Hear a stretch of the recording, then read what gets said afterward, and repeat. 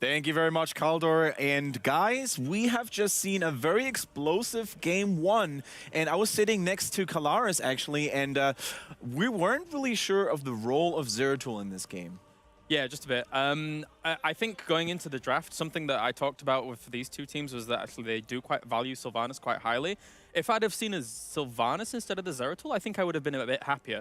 Our Void Prisms during that game, they caught people, but they didn't quite hit the mark in the end. They weren't able to capitalize off of them. Zeratul, other than a walking Void Prism bot, didn't exist in that game. I don't think they knew the role of Zeratul either in that game. No.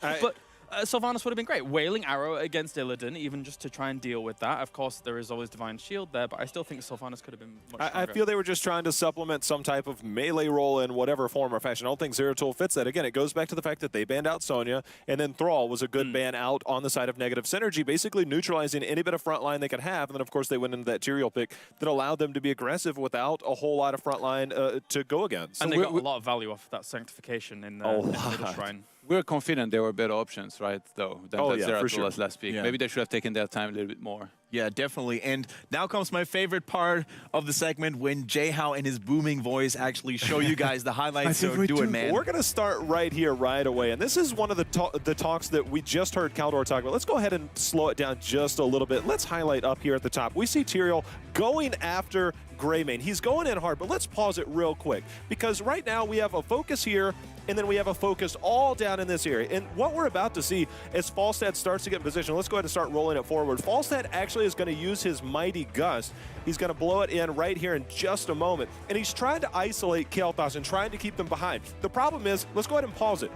These are still active and full of ammo, and they start firing upon it. Let's go ahead and start pushing it forward just a little bit. And that was kind of one of the things. And now all of a sudden, this fight really turns over in favor of Renovatio, and you'll see them start to turn it around, fighting under those cannons, fighting under here. As you can see, highlights where teams start to get blown up, and just over and over. This was one of the big mistakes that Negative Synergy made, but the problem is they were able to come back from it later on. It wasn't a huge blow to them, but it was a bit of a misplay there. It was actually one of the better Void Prisms there as well that you actually highlighted. The other ones didn't, I mean, yes, they caught people, but they weren't able to capitalize on it, and then Negative Synergy were able to turn around. But that one actually isolated two members of their team, which they were able to then capitalize on and get two people whilst they were isolated. So that, as you mentioned there, was a pretty chaotic situation for Negative. That's just like, I just look at this fight as like one of maybe the only big misstep from Negative Synergy, I guess, in this game. Other than that, he was pretty clean. I didn't expect a very one-sided map, first map in particular. I just expected him to win and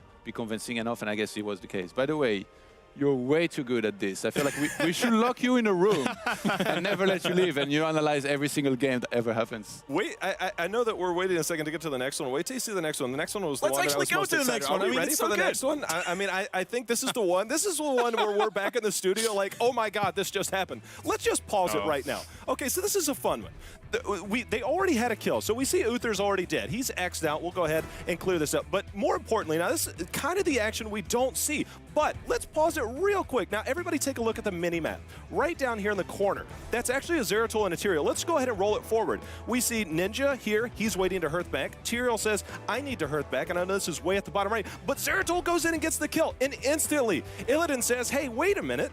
I see what's going on here. He's going to go directly after Zeratul, and this is where things really started to fall apart. There's action in the bottom, there's action in the top, and just everything is going on all over. They're trying to dive onto the fort, trying to get value out of that. But Renovatio, this is where a mistake was made. And all of a sudden, two members dropped, and the fight continued to rage on. And as you can see, that pretty much sums it up right there with the way that fight went. That's one thing that you have to value as well, is the fact that Falstad can come back in very quickly after he's based. He can fly back in an instant, and that is actually one of the things that was the biggest important fight moment at the end of that fight. I mean, they had just got the kills. I thought that was an opportunity for them to capitalize. I understand a lot of times you get those kills, you want to take the fort to get more value out of the Punisher. The problem is that they went a little bit split, a little bit too hard, and ended up paying for it. Something I wanted to bring up real quick is the build that Kael'thas went for. He went for Burn Flesh and the double Flame Strike later on. Do you think that actually had any impact, or...? It's a good point that you bring up, because we were making note of that before, and it's something that you don't see too often. Right. Burn Flesh at level 7 isn't something as a different iteration that you would see normally from a Kael'thas. And I actually really liked this little bit of a change from Renovatio. You were telling me about it earlier before, is that in the end, you are going up against a very heavy melee composition. If you're going with Burn Flesh, that means that you're going to be increasing your damage for if you hit 2 or over targets with your Flame Strike, it's going to do 8% extra damage to them. You can sync that up, even technically with a Void Prism, but even then, they're all grouped anyway, even without a Void Prism. So it was a cool little iteration. Shame it didn't work out for them properly in the end. Yeah, maybe in the next highlight, we actually get to see one of those double Flame Strike. Who knows, maybe, but J-Ho can tell you more about it. This is actually a little bit more simpler one. This is actually just a really fun one. Let's go ahead and pause it. Right here, we're going to see Falstad land. Now, more importantly, he's trying to Mighty Gust these 2 members right here to try and get them into position. He realizes that with the team split here, he's able to isolate. But you're going to see a barrel roll down. Yeah. He'll barrel roll, and instantly you're going to see the Mighty Gust force 2 members over, and then everything, over on this way. And then the minute this goes, you'll see a Void Prison capture his own member. But at the same time, we're going to see Rhaegar, he's going to land the Ancestral. That's going to keep it alive. But this is where, as Kalaris was talking about, the Sanctification getting so much value, allowing them to continue the fight, secure the kill. But it was just overall just good shot calling, good plays. Yeah, the barrel roll is super important. Because, I mean, even in the situation when the Void Prism goes down, you're not landing an Ancestral heal on this Kael'thas. It's not going to happen after that goes. There's no way. They are going to turn on him and blow him up. Kael'thas knows a lot about fire. And yeah, I think even if it had landed, actually, I think it died just like 1 second later. Yeah, probably. We've actually seen it a couple of times where even though a target was being Ancestral healed, they still popped it afterwards. So it was basically not a lot of value gained from this heroic ability, right, guys? I think it's definitely something that we saw over and over again. As Negative Synergy, game number 1, it's very impressive what they were able to pull off. And again, I think the draft helped them out a lot, especially forcing them into that last pick. But overall, they played really well. There's so much I want to say about this game. It's like, I mean, even when I'm watching it from Renovatio's side of things, it's like. By the way, we can see the second map here is going to be Sky Temple. We've seen it yesterday as well. That Sky Temple seems to be a map that likes to be chosen as a second choice here, so to speak. What do we expect, or what can we expect in terms of playstyle variating from this map? If you were going to pick Zeratul, Sky Temple is the map, and you want to talk about being able to land Void Prisons, to be able to have range, to be able to maneuver in those areas. I feel like in Sky Temple, a Void Prison holds so much more value because you're able to isolate more area to work within. And I think that's one of the things, but we'll probably see another Falstad, or at least a Falstad ban, to try and deal with some of that mobility. Is Tassara finally going to be shown some love here in this series? Right. I said it at the beginning of that one. Both of these teams really don't like him that much. Like, it could have made a lot of sense with Illidan here for Negative Synergy. But I mean, they still have the position. One thing that does stand out for me on this map for these 2 teams is both of them are like a Nubarak here. So we could see that come into play later on. Yeah, Nubarak, of course, brings a little bit of a different play style than Arthas. They are the 2 reworked heroes.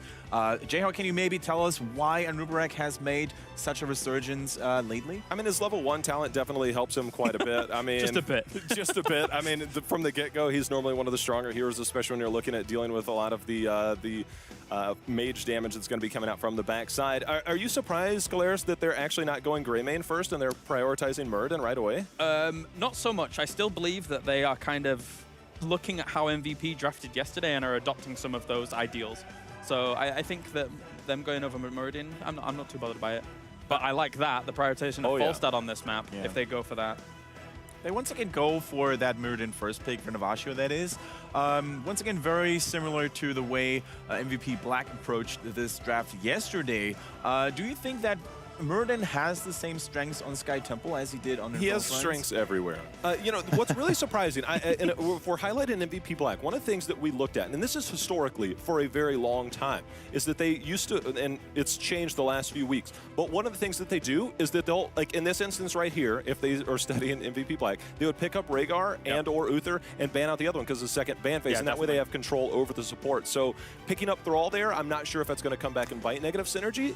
We're about to find out, though. Yeah, I agree with what you're saying there. The funny thing is that Renovatio yesterday on this map banned Falstad instantly against MVP Black, and then they went Negative Synergy went up against it against X Team and then lost. And both of those teams lost the games before. So the Falstad, I think, is very important. It adds lots of flexibility to them. But I think you're really on the money there with the support pickups. It's going to be interesting to see what Negative Synergy ends up with in terms of supports. Absolutely, and also like how it turns out. Like you've kind of predicted, like, or I guess you narrowed down very well what's happening with Renovatio there. So then what do you think will come up next? The thing for them is the world is their oyster right now. I mean, think about this right now. You have Thrall Falstead.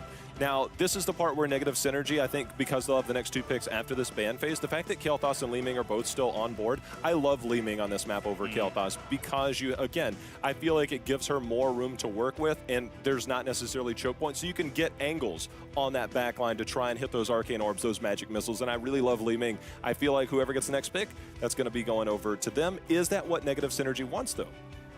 I think unless negative synergy wants Greymane, they should ban Greymane here from Renovatio. I think that's probably what Renovatio would end up going later on down the line, so it really depends on what negative synergy wants, but I don't know if they would end up wanting that much. Interesting. The thing is, they didn't really have any issues dealing with Renovatio's Greymane in the last game, right? So it could also be that they know how to play against it. True, maybe. I think that the Tyrael ban is a little bit confusing. That would be technically a triple warrior front line, even though Sonya kind of fits a little bit of a flex role. Think of the Mighty Gust interference that was Sanctification.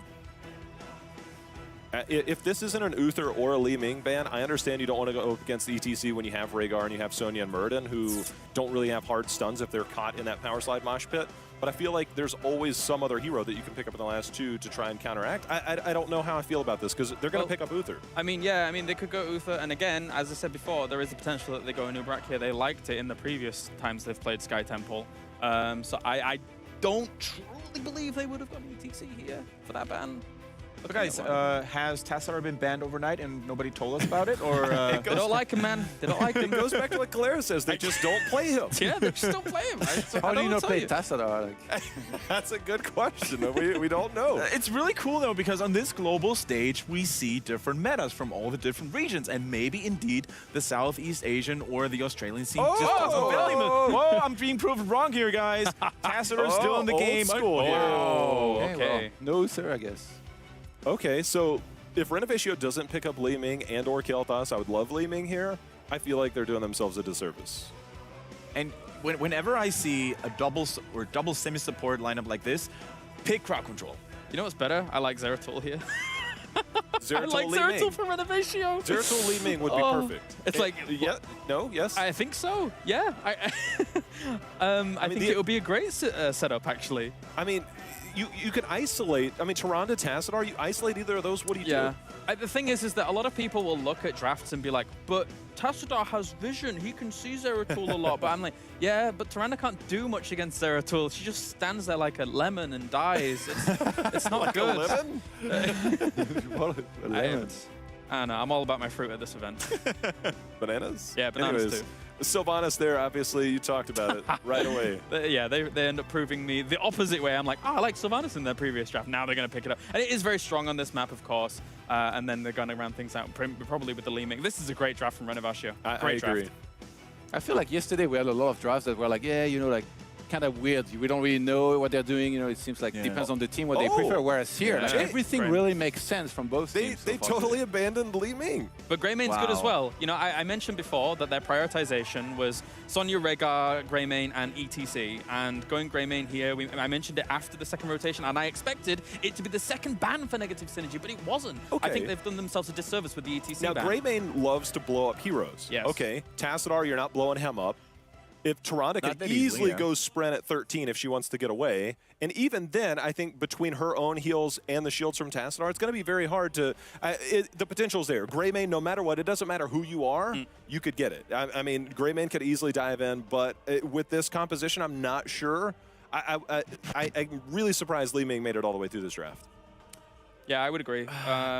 It definitely could have been there. I think that if negative synergy had gone maybe Uther and then had Li Ming themselves, that would have been cool. But at the same time, I really like Renovatio's draft. I think that they're absolutely on point. I think that the Tyrael ban should have been a Greymane ban from negative synergy. It was a very quick last pick, by the way, on the Arthas to close things down. Also, you have to keep in mind that the way negative synergy draft in this for a second draft is entirely different from the first one. So maybe they actually overstepped their boundaries here and went too different, too diverse. It's been a while since we've seen Tassadar Tyrande. A little while. It happens from time to time, but it's not anywhere near as common. And Again, I don't think there's anything wrong with their draft. I just feel like I can't believe Li Ming made it through. That's my only thing, is I can't believe both teams let Li Ming through. To add substance to your argument, I mean, you're totally right. Tassadar Tyrande used to be a thing constantly. Yes. Constantly, constantly, constantly. Now, not so much. You know, it doesn't gain as much favor in this current setting that we're in. Tyranda's not as good anymore because the stun meta isn't as prevalent.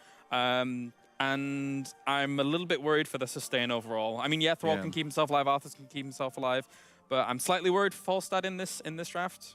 We'll see how it goes. It's always going to be the thing, because if Greymane gets back there and he's able to get one, he's going to get another. Yeah. And it doesn't take much to do that either as Greymane.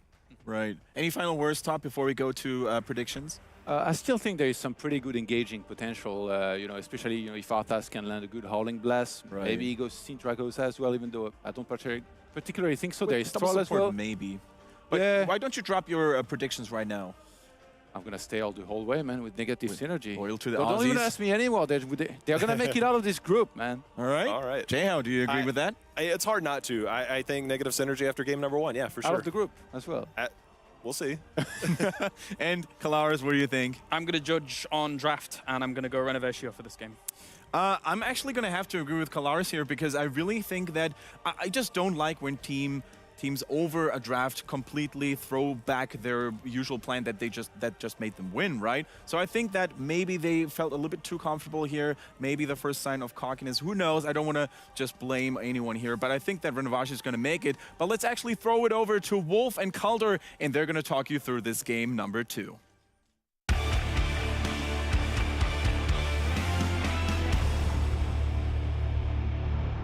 Thank you very much, Kendrick, and everyone on the panel. Team Wolfdor is on the negative synergy side of things here for this draft for sure.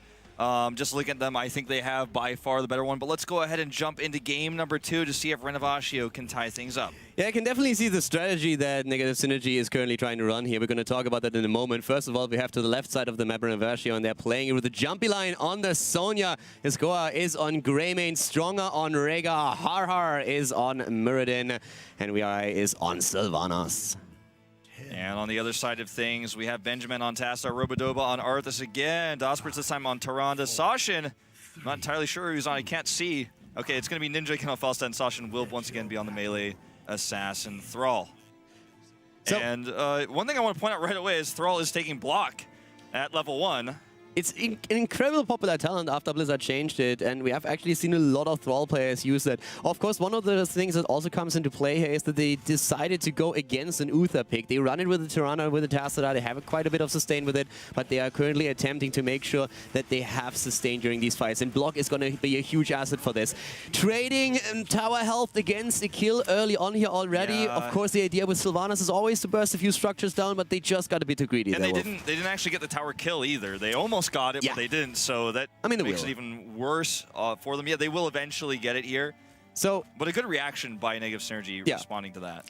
So a little bit to talk about the lineups that we're having here. It currently looks once again like Negative Synergy is really forcing on those objectives. They have a very sustainable lineup, or a very sustainable warrior with Arthas at the front who can take great position on one of the temples. And it's going to be very difficult for Renovatio to really do any kind of poke damage. They decided to let Li Ming go and went into a Sylvanas and a Greymane instead. Li Ming could have had a lot more poke into the temple, which they now just simply lack. So if they engage, they have to fully commit to it. They have to go hard, and they only have a solo support, so that makes it a lot tougher, right? This is something I think J-House said on the panel as well, is who's Greymane going to dive in on in this? Everyone really has an escape, or at least a root or a stun, and you're never going to kill Tassadar with that. Who are you going to kill when he dives in? And if it goes wrong, who's going to save you? Ancestral is only going to do so much. Team coordination is going to be very crucial for Team Synergy. If they keep Tirana and force a little bit far to the back and make sure that they can't get jumped at the front, then it's all good. Especially that Arthas can go for the Howling Blast lockdown. You have a follow-up. You have not only your Thrall, but also the stun on Tirana. So there's a lot of potential for the team to really maintain Shrine control or Temple control. And that's what they're going to do. Here we're seeing it already. They're trying to go for the snipe, and they are going to get Greymane. And this is exactly what we've been talking about. Yeah, Stronger nearly goes down as well here, and they're trading a shrine for a shrine when it comes to the structures, and this is one thing they can do. They're finally going to get that tower we were talking about earlier, but one thing they can do is split VYY off to get the EXP, but they're now going to go over here and invade the other shrine, try to abuse the fact that one is down. Not going to get a kill, though, this time. The talents, by the way, also reflect what we've been saying. They are not going for an Empower build on Tyrande. Instead, they are running it on level 1 with the Ranger's Mark, and they're using Protective Shield. It's a little bit more old school. Normally, Tyrande, of course, going more for the cooldown reduction build than anything else. But in this point right now, their thought process is a bit of a different one. They want to be dangerous once that Renovatio starts to engage in these team fights. On the other hand, now at the top lane, a double kill for Renovatio because they were simply outmatched. They didn't really see the rotation coming. It turned into a 4 versus 2 very early, and that's the death of Arthas and Tassadar. Yeah, somewhat sloppy to stick around too long there, but it's not going to be the end of the world as it's 2 kills to 2, and the EXP is almost dead even. Fast rotation of the Mercs here as Ninja was sitting in this lane defending those towers and the bots, so that's going to be one thing they do have going for them. But it doesn't really work out timing-wise for the upcoming bot shrine, something to keep in mind. The kills at the top lane are showcasing, on the other hand, very clearly how Renovatio has to play this. They have to try and get a couple of isolation kills there. Right now, they can still engage into these battles. And if there's one thing that we're currently seeing negative synergy lacking, then it is good disengage. They need to wait for the level 10s until they can finally make it happen with the Mighty Gust, and to a certain extent also, of course, the Sundering. Even though, like, going for more of a defensible Sundering is never really what you want to drop. You want to try and flank. You have that flexibility, yeah. You have the flexibility. It's an option, but it's not really what you're trying to do. Yeah, I completely agree with you there. Well, in this bot lane, we have a little bit of a skirmish. The big key is that Sonya is getting the extra EXP in mid, and they will defend these giants. So actually give a slight EXP lead here to Renovatio with Jambalaya getting that extra wave. Is going to back off, though. It looks like they're going to rotate to take these bruisers to keep the opposite lane pressure at the top before that bot shrine comes online. Well, I want to ask you, because I've been thinking about this a little bit since this draft started, is there any argument for Syndragosa here for negative synergy?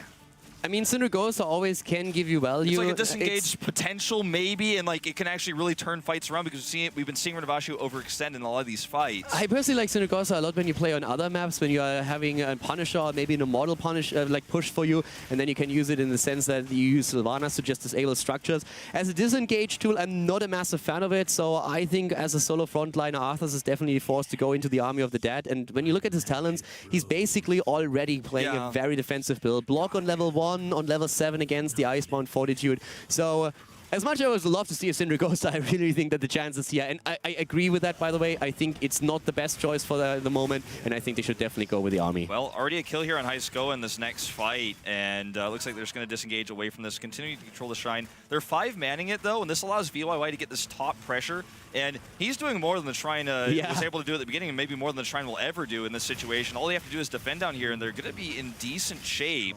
I don't really understand what's happening right now, because to be quite honest with you, if you run a false in your team, what happens at the top lane right now is not supposed to happen. Yeah, it's not supposed to happen. They're actually going to go all the way to the keep towers here. What are they doing? Ninja needs to go back, and he shouldn't have been at the bot lane in the first place. When he sees that Sylvanas push to the top, he needs to be there. He needs to take down that hard cap, and then he can fly down. But this is now costing them a fort. This is costing their opponent's level 10. This is a massive misplay. By the time he leaves, they have their heroics, and now it's a 4v3 because he's gone. They do go ahead and blow up Tyrande, and VYY will escape here, or not. He's not gonna. Not that he's gonna escape, but he's gonna escape death. Like he just deals with this properly. He continues the push, backs off. Huge win for Renovatio, and I mean, I have to theorize. Like if I had to guess, I think his fly must have been off. Like it must have been on cooldown, so he couldn't fly until that moment. He shouldn't have been there in the first place. When you have that rotation starting, Falset is the one who has to be up at the top. You see the camp pushing in, and you have that Sylvanas there. For Renovatio, it was a very good move, by the way. Like that was exactly what they can do. They are trying to get the extra value out of the push with Sylvanas disabling the structures, but it was a massive misplay on negative synergy side. They were in a very good spot before it. Now they find themselves, even though they got the entire temple at the bot lane, a level behind, and the wall at the keep to the top has been breached. That was really a big blunder, and they need to make up for it now. Yeah, that they do.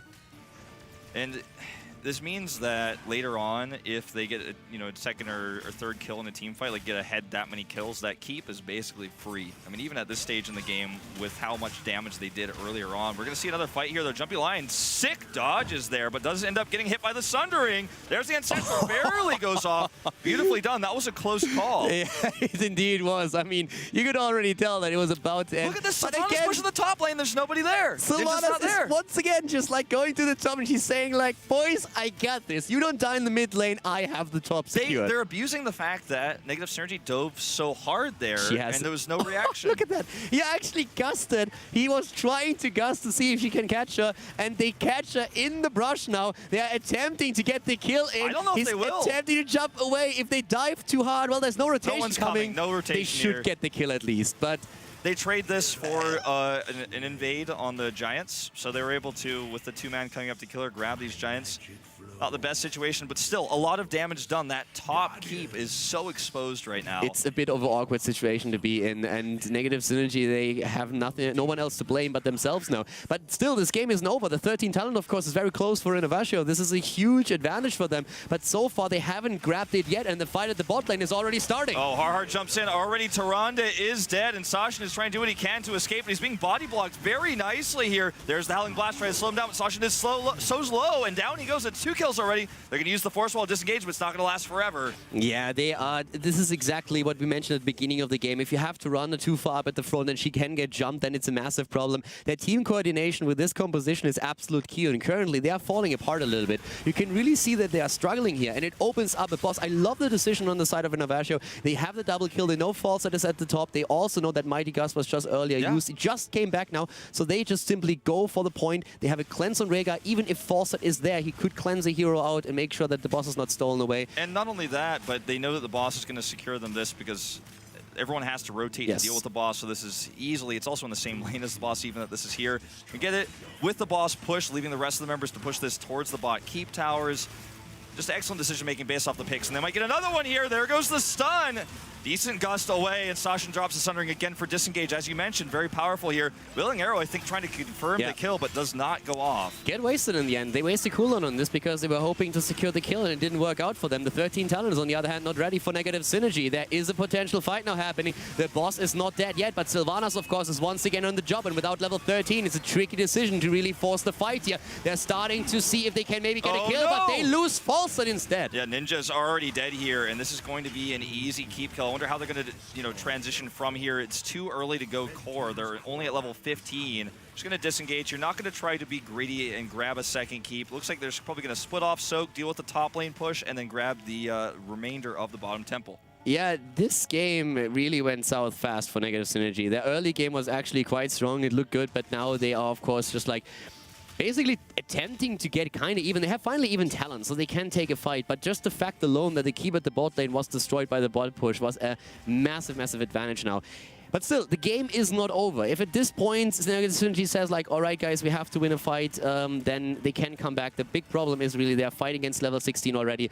But their only chance to really make this work is you have to take a team fight. You will have to take one on Vanguard talent down. There is no way that they can survive for long enough with temples coming up soon to just equalize talents. And they're going really hard with these 16s as well, with Executioner and the Earthbind Totem, so they're really looking for big, big wins in these fights. Already a lockdown onto Harhar, but he has so much sustain here, plus the scaling advantage at 16. Sashin may have gone too deep. There's the Dwarf toss in. The Sundering does not go off here. Falset is at the bot lane. I think it's a mistake. He's trying to get experience, but it's never gonna happen. You are never going to soak 2 levels before these shrines are up. You need to accept that you are so far behind that the only way that you can make this work is you win a battle with being a talent down. Yeah, you have to use your heroics, and Falset's heroic might be the most impactful in the entire game. So on any other map, I would advise caution and say like soak experience, but they can't do that with them losing a keep at the bot lane already. The top and the mid exposed, and we are on Sky Temple as well. So Ninja is now flying in, but Thrall is down.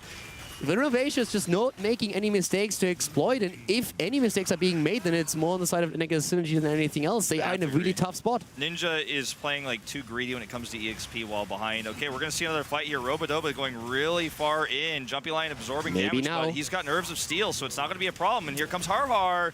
Yeah, down goes Arthas, the tank is gone, and I mean at this point it's just a disaster. They're jumping in, the damage output is way too much. This is the play that the Renovatio wants to do. They can engage, they can rush in, they have a 3-level lead. The stat advantage alone is gigantic. In addition to that, the extra talent is giving them so much value. This is not even close, Wolf. This is a 1-1. Man, this is a one-sided game, a lot different than the last game we just saw. 10 kills to 4 here. They are just diving the core, and that is actually going to be game over here in game 2. Benjamin taking a ton of damage, and that's it. We're going to go to a game number 3. Yeah, I'm a little bit disappointed with how Negative Synergy played the composition. I really liked the, I like the idea behind the composition, but they never really played to its strength.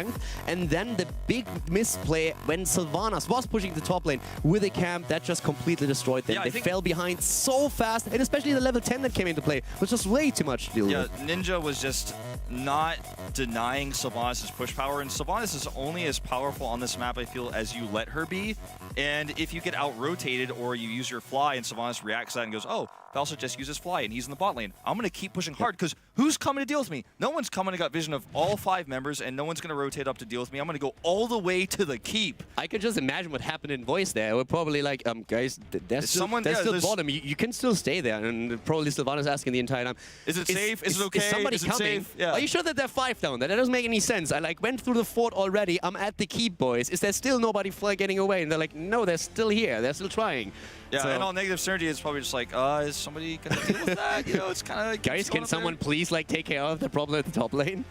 But, you know, we talked about this game a little bit, but before we go into game number 3, we're going to see what the panel has to say about that, and of course, the draft for game 3. Kendrick, take it away.